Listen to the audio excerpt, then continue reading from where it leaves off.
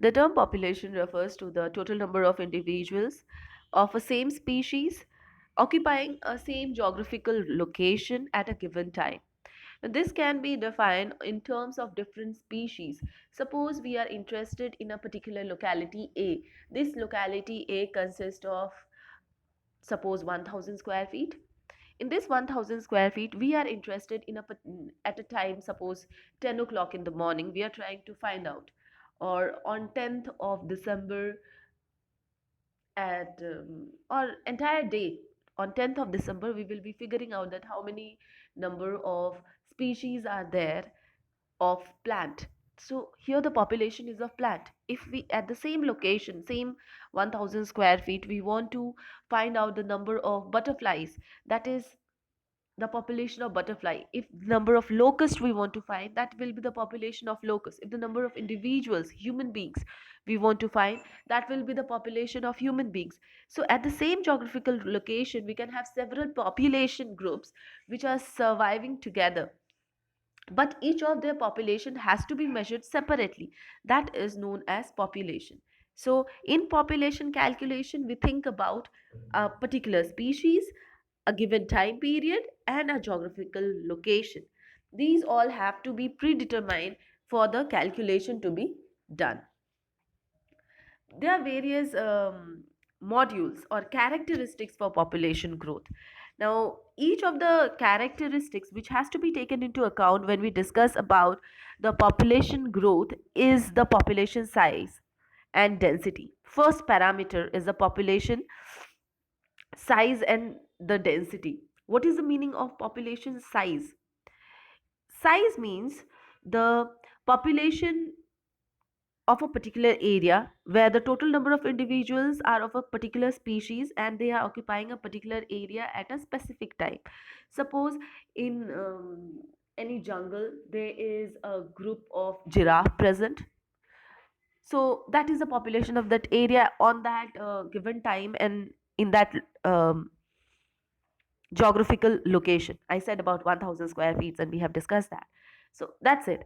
What is the meaning of density over here?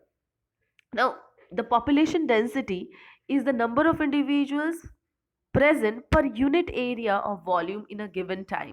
Per unit area of volume.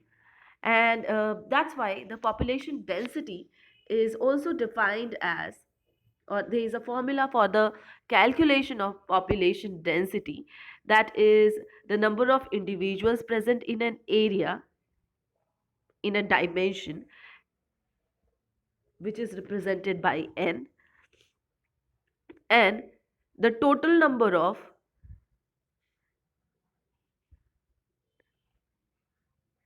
or the total geographical area of a place. So space, this is the geographical area of the individuals where they are present. So total number of individuals by the area in which we are figuring out the number of individuals is known as the density of the population. Whereas what is the meaning of population size? It is the number of individuals which are present in a given area.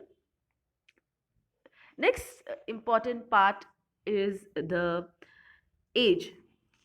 Now, age structure is quite important in the sense that it determines that what age group of people are in present in a geographical area and what is their reproductive status, because that will determine the size of the population. For example, if the population size has large number of reproductive individuals, or suppose think that a population is there, and in that population the total number of individuals will be belonging to three categories.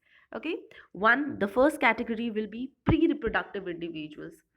Let me write, we are discussing the age structure, and I will be writing about the pre-reproductive group, then the reproductive group, and the last category is of post-reproductive individuals. please focus on each of the terms. Pre-reproductive individuals, they all will be falling in the category of adolescents. So they are on the verge of becoming adults, but they are not yet adults, and that's why all the youngsters or the young ones or adolescents will be falling in the category of pre-reproductive age group. Reproductive age group is the fertile individual. So it will be the adults who will be falling in this category. Next category will be of post-reproductive individuals, that is the old age people. Now, if we try to make a graph, or if yes, if we try to make a graph of individuals who fall in this all three categories, then maybe there will be three types in which it can be possible. Suppose the pre-reproductive age group, which is the old people, they are the largest. Next category is of reproductive age group people. They are quite small. So, as compared to the old age people, it is small.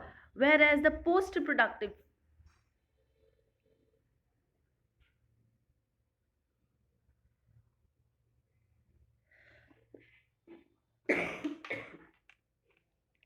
suppose the post reproductive individuals, that is,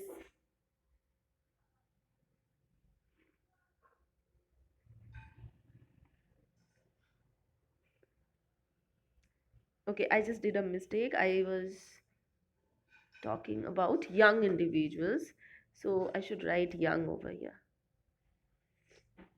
Suppose this is young, adult, and the old. Suppose these are the old people. So the over here we can very well understand that this particular population here, they will be always increase in the number of individuals. This is a increasing kind of population. But suppose if this entire structure is upside down, old number of individuals are highest in number, adult are again in the center, whereas the young ones are very less. So in future 10, 15 years later, these all the old people will die. So the young ones will be the ones who will become the adult, whereas the adult one will become the old. So what will be the condition in that situation? So the situation will be as such that I am saying that upside down. Suppose the below block is old, above it is the adult,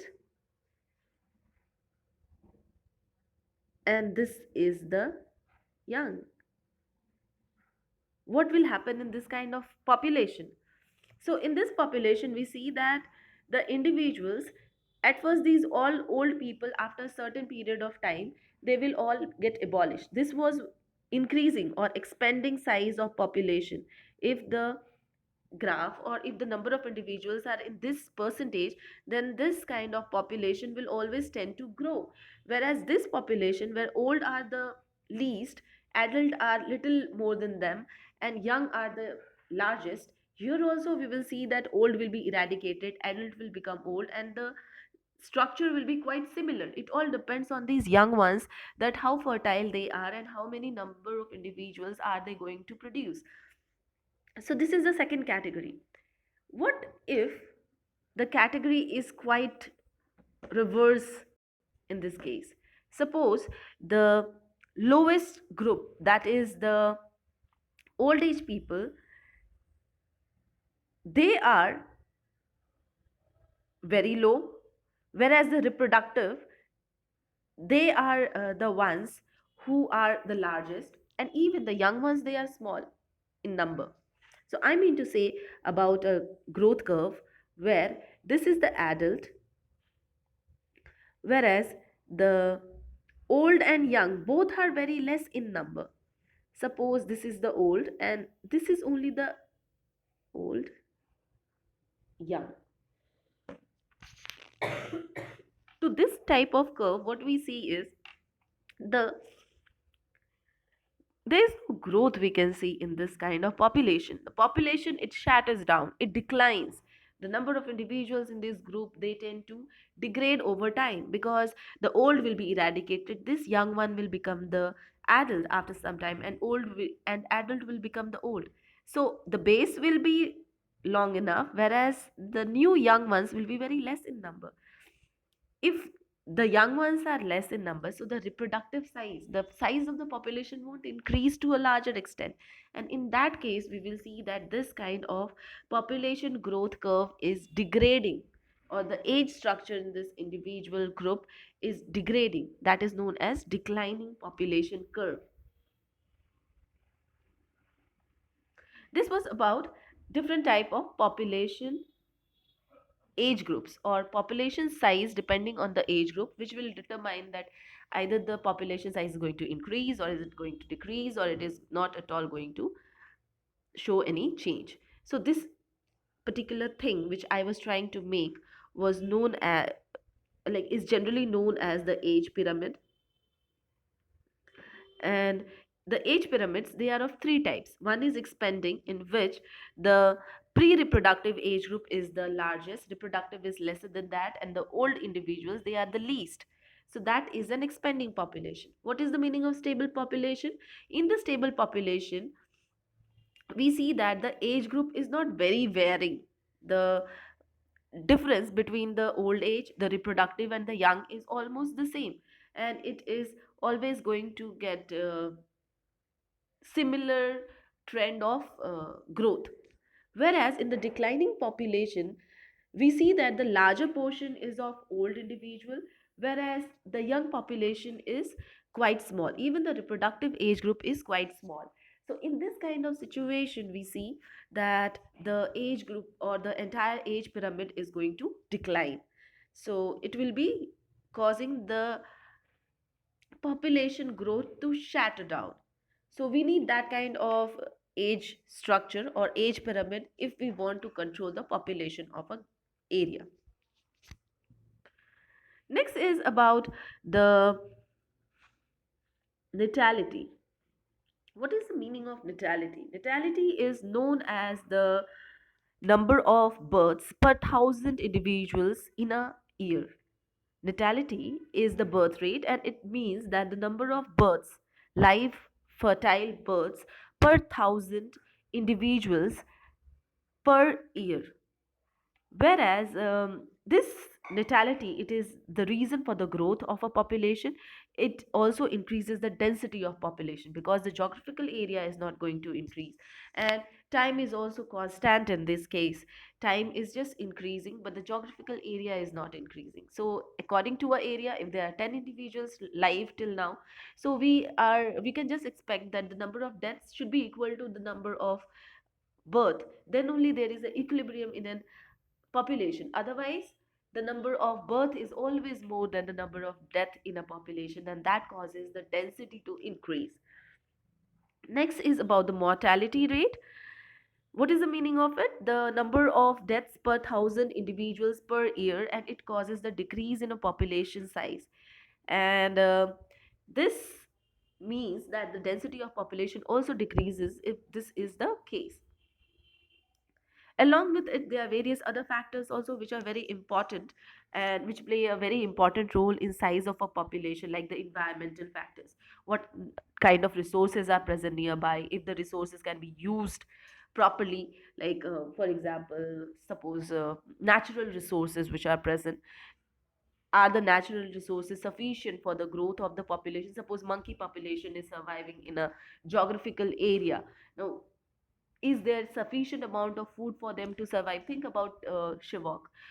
It used to have a lot of monkeys once upon a time. Now the number of monkeys are decreasing because there is lack of food, and this lack of food will if the situation continues, there will be further decrease in the number of monkeys in the years to come, and there will come a time that there will be no monkeys left in the Shivok, and it will just be a history that there were monkeys once upon a time in the that particular area. It is, why is it going on that way? Because the number of or the amount of natural resources which were present once upon a time in that area is going to decrease. So these are the environmental factors which we are going to discuss. One of them is the natural resources.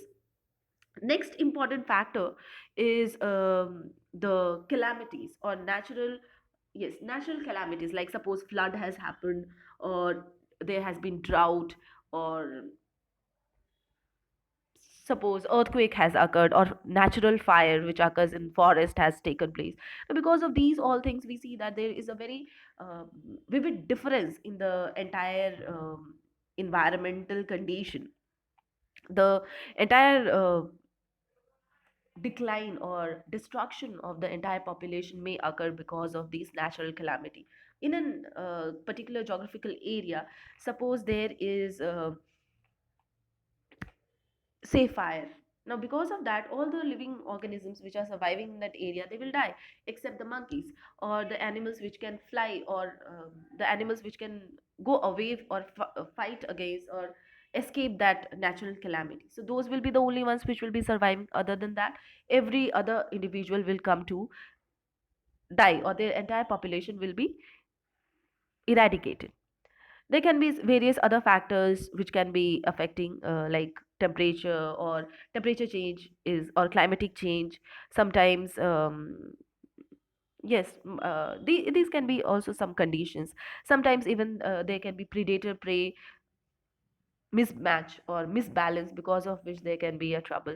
Suppose number of tiger in a particular population, they tend to increase, and suppose the food, say deer, it is very less in number, 5 or 10. Once those 10 deers are eaten up, then there is no food. So the tiger population is also going to decline because there is no deer left. So these are the factors which are environmental factors, and they also affect the growth of a population in in some way or the other. They are not directly affecting it, but eventually the effect is there. So there's one more factor which can be a very limiting factor, that is the sex ratio. Suppose the number of females is to males, it is varying. The number of female is very less, whereas the number of male is very high. Then there will be a lot of competition among the males for forwarding their genes to the next generation. And since the number of female is very less, so the chances are very less for all the males to give their genes for to the gene pool. So in that way also it is very strugglesome for the survival of the species. So these all factors play a very vital role in the population of a area, or just population growth.